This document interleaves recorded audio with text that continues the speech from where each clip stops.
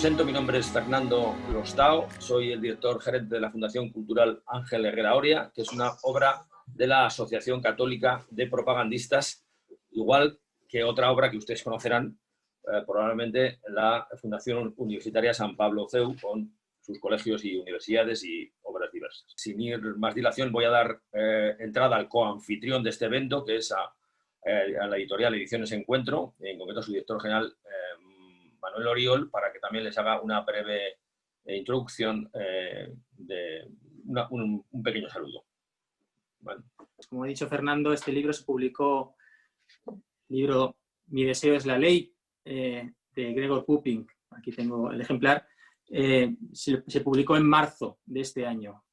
Yo diría que este es un libro, como ha dicho Fernando, necesario en este momento. Me parece que lo que cuenta, lo que habla, lo que pone en la palestra es de plena actualidad, especialmente en España. Es un libro a la vez, diría, es un libro serio, es un libro argumentado, no es desde luego un panfleto, no es un libro sin razones, sino al contrario, aporta buenas razones basadas en jurisprudencia, basadas en una reflexión serena, que yo creo que es muy necesario para el debate hoy en día. Y es un libro que aclara mucho sobre un tema sobre el que todos tenemos muchas ideas, pero muy confusas. Me parece que el libro de Pupin sirve mucho para orientar en un momento de gran confusión. Muchas gracias, Fernando, por la invitación, por la presentación y por la oportunidad de participar en este debate sobre un libro tan importante como el de Gregor Pupin. Los derechos humanos, que nacieron como vacuna frente al totalitarismo, se están convirtiendo en la herramienta de un nuevo totalitarismo. Decimos que los derechos humanos fueron relanzados en el 48, en la segunda posguerra. En realidad es una noción bien anterior. Los derechos humanos son formulados a partir de los siglos XVII, XVIII y son concebidos por los filósofos como derechos naturales del hombre. Yo sostengo que la idea de los derechos humanos es la encarnación moderna del derecho natural, la manifestación, una modulación moderna de la idea del derecho natural. Los derechos naturales del hombre son derechos que se tienen por la mera pertenencia a la especie humana. Me complace mucho hablar con ustedes esta tarde desde Estrasburgo para reflexionar juntos sobre el desarrollo de los derechos humanos. Agradezco a mi editor y a la Fundación Ángel Herrera Oria por organizar este evento online. También me complace mucho que esté aquí el profesor Contreras. Cuando ya han pasado 70 años de su Declaración Universal, los derechos humanos han invadido el imaginario político y el universo jurídico. Han revolucionado las instituciones, tanto las nacionales como las internacionales. He impuesto una moral universal centrada en los derechos individuales, a través de una trama cada vez más apretada de una red de instituciones encargadas de garantizar su respeto en cada ser humano. Los derechos humanos se han convertido a lo largo del siglo XX en una filosofía universal que expresa una concepción del hombre. Este libro analiza la transformación de esta concepción del hombre a través de la transformación de sus derechos. Para ello, compara la intención original de los redactores de la Declaración Universal, tal como aparece en los archivos de 1948, con la interpretación evolutiva que han hecho de ellos después las instancias internacionales. El derecho tiene la ventaja de ser una disciplina racional que se inscribe en el tiempo a través de una serie de textos normativos elaborados con gran atención. Estos textos poseen una gran riqueza y comportan siempre múltiples dimensiones sociales, filosóficas y políticas. El análisis de la evolución de los derechos humanos permite observar con objetividad la evolución de la idea que se hacen del hombre las diferentes instancias internacionales. Sigue siendo posible observar con gran nitidez una evolución coherente de los derechos humanos. Las decisiones del Tribunal Europeo de Derechos Humanos de Estrasburgo y de sus instituciones hermanas, tomadas una a una, van formando progresivamente un rompecabezas que deja aparecer una nueva imagen del hombre. La visión de esta imagen es lo que deseo exponer. Mi análisis se concentra en lo que, en la evolución de los derechos humanos, permite discernir en ellos el cambio de la representación del hombre. Lo que deseo compartir con el lector no es tanto una crítica como una visión de la evolución actual y futura de los derechos humanos. Dicho de modo más preciso, este libro describe el paso de los derechos humanos de 1948 a los derechos del individuo de los 20 últimos años. Y después a los derechos transhumanos actualmente en formación. Esta evolución refleja la relación del hombre con la naturaleza. Mientras que los derechos humanos de 1948 reflejaban derechos naturales, la afirmación del individualismo ha generado nuevos derechos antinaturales, tal como el derecho a la eutanasia o al aborto, que conducen, a su vez, a la aparición de derechos transhumanos, que garantizan en nuestros días el poder de redefinir la naturaleza como el derecho a la eugenesia, al hijo o al cambio de sexo. Yendo más al fondo, esta evolución atestiga una transformación profunda de la concepción de dignidad humana que tiene a ser reducida exclusivamente a la voluntad individual o al espíritu por oposición al cuerpo, que considera toda negación de la naturaleza y de sus condicionamientos como una liberación y un progreso. Por último, este libro muestra cómo los derechos humanos actuales acompañan el transhumanismo y trabajan en favor de la superacción de la democracia representativa. Más allá de todo esto, me pregunto por el que merece ser protegido en el hombre, por aquello en lo que reside nuestra humanidad. L'objectif de ce livre est de comprendre la transformation des droits de l'homme et part d'un constat simple. Les droits de l'homme sont aujourd'hui effectivement l'univers politique et idéologique dans lequel le monde occidental vit. Cet univers est de plus en plus puissant au plan juridique et politique. Et les droits qu'il affirme sont souvent, en matière de vie privée, radicalement opposés à la conception qu'avaient les rédacteurs des grands textes internationaux en 1948. Très simplement, l'une des interrogations au départ a consisté à chercher l'explication de ce renversement de perspective sur les droits de l'homme.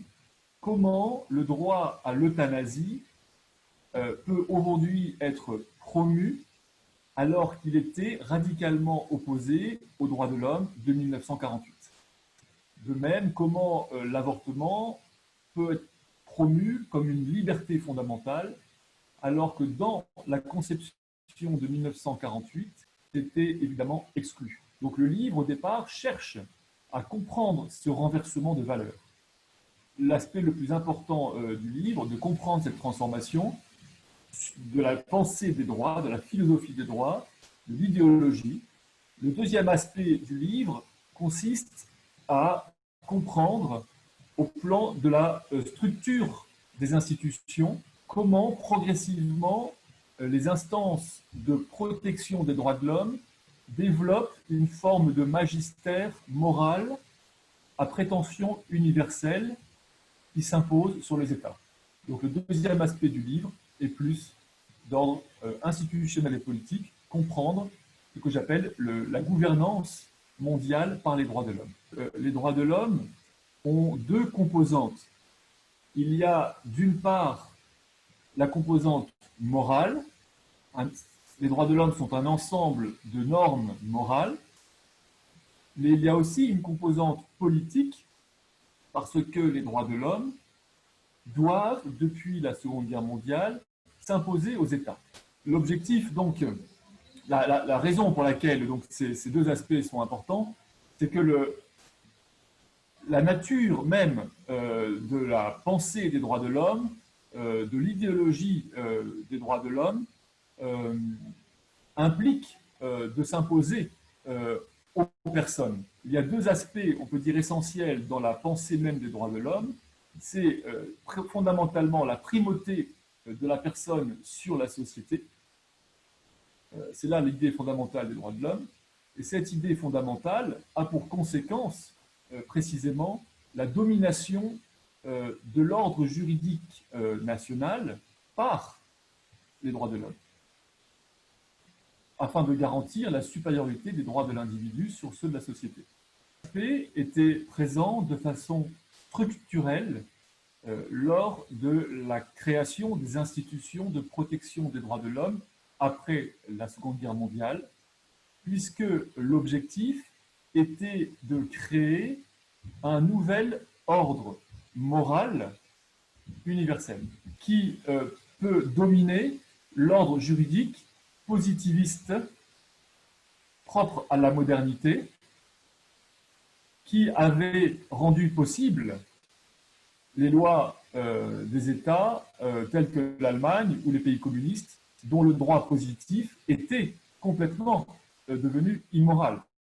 Donc l'objectif des droits de l'homme, c'est de mettre la moralité au-dessus du droit national et de donner une force juridique à ces normes morales supérieure au droit national, c'est-à-dire la force juridique du droit international. Pourquoi instituer cet ordre moral international, mondial, garanti par des juridictions ou des instances internationales, comme la Cour européenne des droits de l'homme? La question reste de savoir quelle est la compréhension, la conception que l'on se fait de l'homme et de la morale. Ce qu'on observe, c'est que le contenu des droits de l'homme a évolué parce que la conception de l'homme a évolué fortement depuis 1948. Toutefois, le cadre institutionnel supranational, lui, est resté en place et s'est même renforcé. Et impose aujourd'hui, de plus en plus, une conception très spécifique de l'homme aux législations nationales.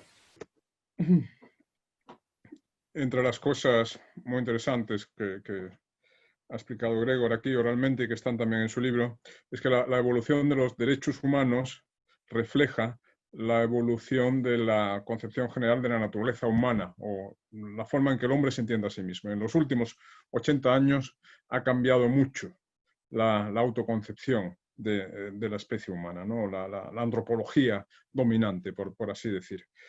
La declaración de 1948 fue hecha por legisladores que todavía creían en la naturaleza humana. Creían en la naturaleza humana, al contrario, consideraban que los derechos humanos de algún modo derivaban de la idea de naturaleza humana. Aunque es cierto que la Declaración Universal no aborda la cuestión del fundamento de los derechos. Los autores de la Declaración consiguieron ponerse de acuerdo en la enumeración de derechos, el contenido de la tabla de derechos, no en la razón por la cual los hombres tienen esos derechos. Además, lo dijo Jacques Maritain en aquella famosa afirmación, ¿no? Nos hemos puesto de acuerdo sobre estos derechos con la condición de que no se nos pregunte su porqué. Un naturalista, por supuesto, diría que el fundamento de los derechos humanos es la naturaleza humana. Una expresión menos comprometedora que se ha puesto, que ha cobrado carta de naturaleza y ha sido la más frecuentemente citada en el derecho internacional de derechos humanos a partir de 1948, es la de dignidad humana. Dignidad humana. En realidad, utilizar la noción de dignidad humana solo equivale a desplazar la interrogación, desplazar el problema, porque inmediatamente habrá que preguntar por qué los hombres tienen dignidad. Quiere decir, si por dignidad entendemos algo así como valor superior al de los demás seres, cuando decimos el hombre tiene dignidad, queremos decir que el hombre tiene un valor intrínseco superior al de las demás especies animales, etc. Pues habrá que preguntar por qué, ¿no? Y aquí caben dos respuestas posibles. Caben dos respuestas posibles, dos concepciones posibles de la dignidad humana que se corresponden con dos concepciones metafísicas o dos cosmovisiones. Una sería la cosmovisión teísta, el cristianismo sería una variante del teísmo, ¿no? Es decir, la metafísica según la cual la realidad última, la realidad absoluta, es una mente. Es decir, el mundo material fue creado por un espíritu eterno, por una inteligencia eterna.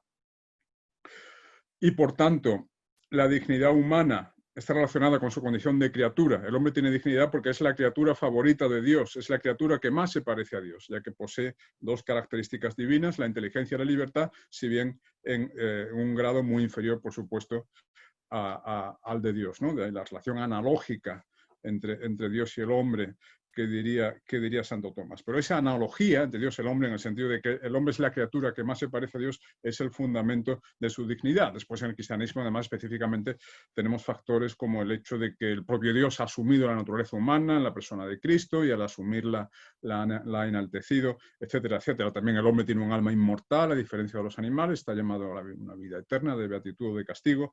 Todo esto explica la diferencia de valor entre el hombre y los animales. Bien, la cosmovisión rival sería la cosmovisión materialista, según la cual la realidad última no es la inteligencia creadora, sino la materia inerte, la materia no pensante.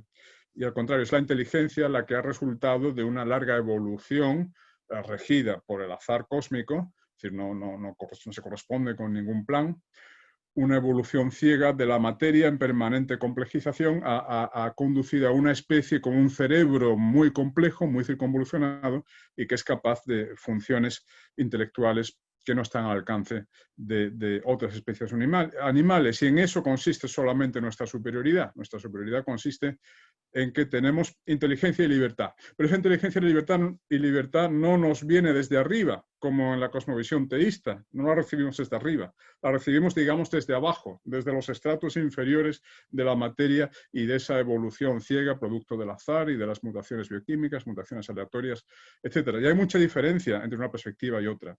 Si recibimos nuestra dignidad desde arriba, eso significa que es un don y que tenemos que agradecer ese don y vivir a la altura de ese don. Este es un don que implica una responsabilidad. Dios nos entrega la inteligencia y la libertad no para que hagamos lo que nos dé la gana, sino que para que las utilicemos correctamente y libremente podamos santificarnos y hacernos dignos de la felicidad que Él nos reserva en el cielo, digamos, ¿no? Digamos, la libertad no es un fin en sí mismo, la libertad es un instrumento para el perfeccionamiento moral del hombre. En cambio, en la perspectiva materialista, la dignidad le llega al hombre desde abajo, Por tanto, es como si nos hubiera tocado la lotería cósmica, lo expresa muy bien Pupin, que el hombre es un primate con suerte, ¿no? Para el materialista, el hombre es un mono con suerte. Nos ha tocado la lotería de la evolución cósmica ciega. Y como no tenemos que agradecer ese don a ninguna instancia superior, lo utilizamos como nos dé la gana. Y de ahí un poco lo que decía antes, la autonomía individual absoluta como el valor supremo de nuestra cultura. Nuestra cultura que da por válida implícitamente la cosmovisión materialista. Por eso los constituyentes de 1948, los autores de la declaración, todavía creían en la naturaleza humana, y cuando teorizaban la libertad y consagraban una serie de libertades, libertad de religión, libertad de pensamiento, libertad de expresión, siempre tenían esta libertad dentro del marco de la naturaleza humana, no era libertad para atentar contra los límites de la naturaleza o para transformar la propia naturaleza humana. Tampoco era técnicamente posible en aquella época. Ahora, el desarrollo de la tecnología abre ante nosotros posibilidades vertiginosas de autotransformación de la naturaleza humana. Podemos alterar nuestro ADN, podemos, por ejemplo, el bebé a la carta, el poder seleccionar las características del hijo por nacer, es algo técnicamente posible, o si no lo es ya, lo será muy, muy pronto, ¿no? Entonces, ya digo, desde la cosmovisión materialista, la dignidad humana estriba no ya en respetar la naturaleza humana, sino al contrario, en utilizar mi libertad para... Por eso el libro de Pupin se llama Mi deseo es la ley. La única ley es la voluntad. Decíamos antes que el materialismo pone lo específicamente humano, las cualidades que explican el plus ontológico y por tanto el plus de valor del hombre respecto a los animales, en la inteligencia y la libertad. Pero al final es más la libertad que la inteligencia, porque la inteligencia es el reconocimiento de la necesidad. Cuando comprendo que 2 y 2 son 4, comprendo la necesidad de esa verdad, ¿no? Comprender una verdad significa aceptar su necesidad. La verdad es el resplandor de la necesidad, decía Nicolás Gómez Dávila. La inteligencia busca someterse, ¿no? Comprender algo es someterse a la estructura objetiva de la realidad. Al final, para el materialismo contemporáneo, la dimensión específicamente humana, la que define el hombre, la que le confiere su dignidad, no es tanto la inteligencia como el deseo. El deseo desligado de la inteligencia. Es el deseo que no acepta someterse ya a ninguna estructura objetiva de la realidad. Y esto es también un aspecto totalitario. Ya termino con esto. La gran obra de Orwell sobre el totalitarismo, 1984, en las últimas páginas, se nos explica que 2 y 2 son 5, si así lo decreta el Gran Hermano. Si así lo decreta el Gran Hermano, ¿no? Es decir, la voluntad totalitaria del dictador prevalece sobre la estructura objetiva de la realidad. Pues bien, el nuevo totalitarismo soft de nuestra época no es ya que 2 y 2 sean 5, pero por ejemplo, Pepe es Pepa, si así lo decreta Pepe. Si Pepe desea ser mujer, aunque sus cromosomas sean XY y aunque Pepe tenga genitales masculinos, Pepe es Pepa. Entonces, en esta, ¿cómo llamarlo? Esta supremacía del deseo, de la voluntad sobre la estructura racional de la realidad, podemos ver una de las marcas del totalitarismo, ¿no? Pero en el totalitarismo clásico de los años 30 era, digamos, un totalitarismo de Estado. Es el Estado el Estado que era representante de una ideología, de un proyecto colectivo grandioso, de construcción de la sociedad sin clases, o de la nación redimida, o lo que sea. En los años 60 era la voluntad estatal, ahora es la voluntad de los individuos. Esta es la novedad. Es un totalitarismo impulsado por los individuos, un totalitarismo, por así decir, descentralizado o atomizado. Son los individuos los que no admiten someterse a ninguna limitación natural, a una estructura objetiva de la realidad, ni siquiera la biológica. Mi libertad incluye mi derecho a vulnerar la biología o a modificar mi biología, por ejemplo, cambiando de sexo, o por ejemplo, teniendo un hijo o sea, en caso de un hombre que no tenga pareja femenina, o una mujer que no tenga pareja masculina, etcétera, etcétera, etcétera, ¿no? En fin, bueno, no sé si con esto aporto algunos miembros más para la discusión. Gracias. Oui, l'intervention de M. Contreras était très juste et excellente. Donc effectivement, c'est très bien résumé l'ensemble de la problématique, y compris la question du totalitarisme. Parce qu'il y a un lien direct entre l'idée d'un ordre moral mondial et le totalitarisme.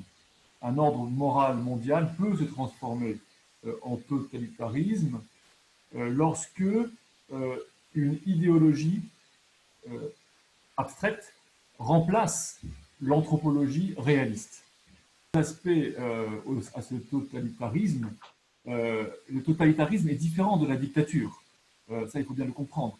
Un totalitarisme, c'est une idéologie qui prétend s'imposer sur l'ensemble de la réalité humaine. Un système de valeurs qui recouvre presque toute l'existence humaine, de plus en plus, et qui s'impose de façon obligatoire à la société parce que les droits de l'homme sont des normes juridiques. On peut dire que les droits de l'homme, souvent on les compare à une religion, on dit que ce sont une religion séculière, mais si on veut comparer, on peut dire que les droits de l'homme ont beaucoup plus de pouvoir que n'en a jamais eu, par exemple, l'Église catholique en Europe. Parce les deux institutions, les deux développent un magistère moral à prétention universelle, mais le magistère de l'Église a toujours été optionnel. On a toujours pu refuser de croire à la foi catholique, alors que le magistère des droits de l'homme est obligatoire, parce que c'est du droit. En plus, le système de gouvernance internationale des droits de l'homme a une valeur juridique, une portée juridique supérieure au droit national. Et on voit très bien l'intention des institutions internationales de droits de l'homme d'imposer leur vision du progrès des droits de l'homme aux États, et même contre la volonté des États.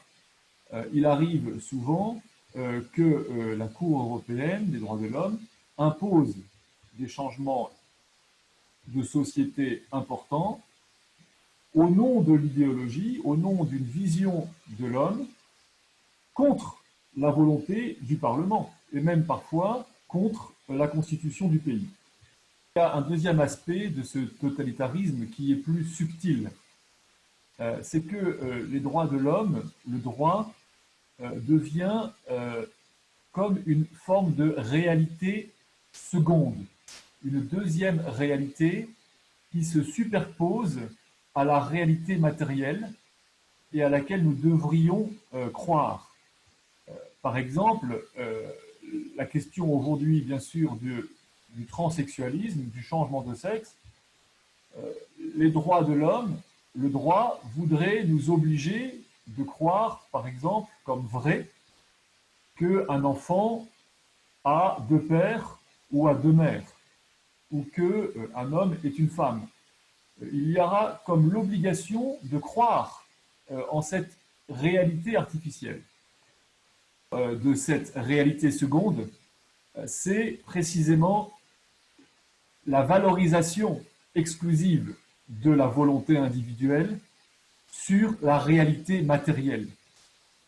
Cette valorisation de la volonté individuelle sur la réalité matérielle implique la domination de la volonté sur le corps de la personne. Cette domination des facultés intellectuelles repose sur l'idée d'une dignité humaine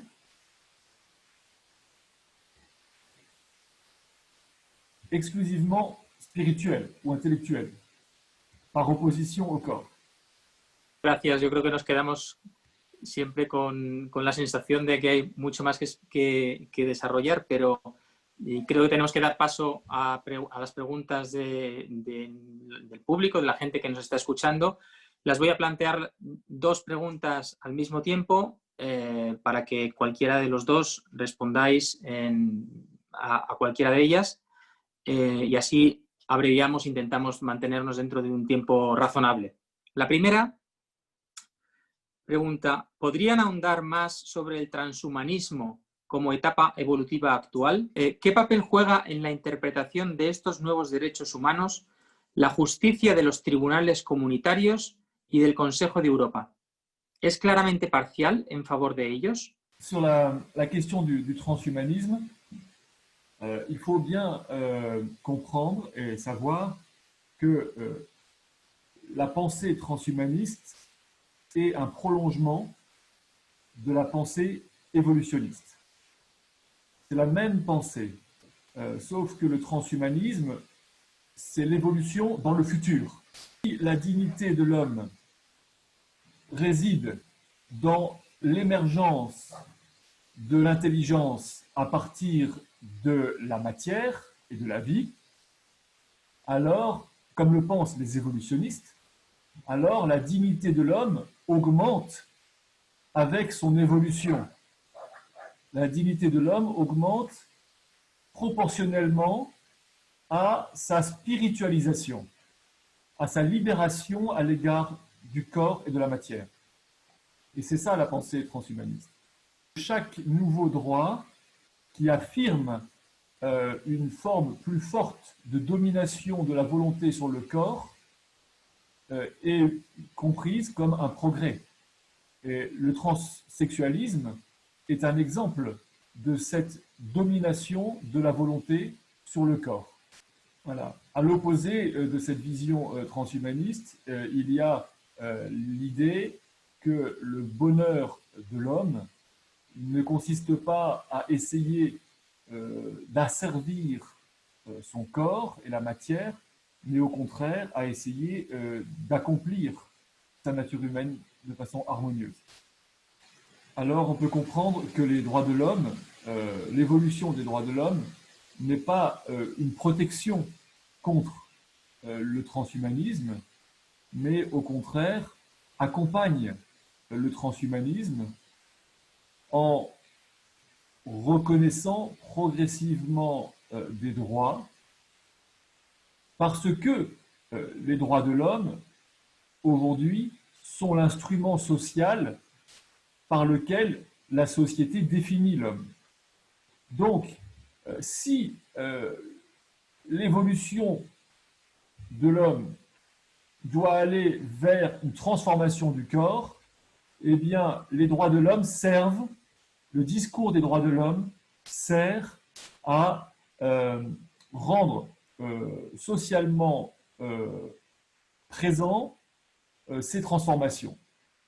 C'est la raison pour laquelle il y a tellement de militantisme auprès des instances internationales, parce que si une juridiction internationale reconnaît le droit, par exemple, au transsexualisme ou le droit à l'avortement comme un bien, alors cela a une conséquence sur l'acceptation morale de la pratique par la société et au-delà sur la vision anthropologique partagée dans la société. No, yo en realidad querría comentar sobre la primera, sobre lo que estaba comentando Jacob hace un momento. Y es la paradoja. Antes reconducíamos todo el debate a la contraposición de las dos cosmovisiones posibles, ¿no? La cosmovisión materialista y la cosmovisión teísta. Y aquí se da una paradoja, que es que el teísmo, que es espiritualista, porque entiende que la realidad última es una inteligencia eterna, sin embargo, es paradójicamente materialista en el sentido de que le reconoce un valor intrínseco al cuerpo, ¿eh? Porque es precisamente el cuerpo que nos ha sido dado por Dios. Por tanto, la naturaleza humana como híbrido de mente y cuerpo, una totalidad psicofísica, es algo querido por Dios y por tanto que tiene un valor intrínseco. Por tanto, no podemos alterarla caprichosamente, ¿no? Es decir, el cristianismo es materialista en el sentido de que entiende que el cuerpo es algo más que el soporte de la mente. El cuerpo es parte de nuestro yo, es parte de mi identidad y tiene un valor sagrado, es templo del Espíritu Santo, ¿no? Además, el dogma de la resurrección de la carne en el credo católico. La carne está llamada también a la eternidad. Y el materialismo es paradójicamente espiritualista, en el sentido que acaba de explicar muy bien Hegel. Es decir, porque aunque la realidad última sea la materia, sin embargo, la realidad específicamente humana lo que distingue y eleva por encima de los demás seres al hombre son sus características mentales. Y el cuerpo es simplemente un soporte de la mente. Es decir, detrás de este materialismo contemporáneo hay toda una tradición de rechazo del cuerpo y de desvalorización del cuerpo que se remonta a Platón y los neoplatónicos y los gnósticos, etcétera, ¿no?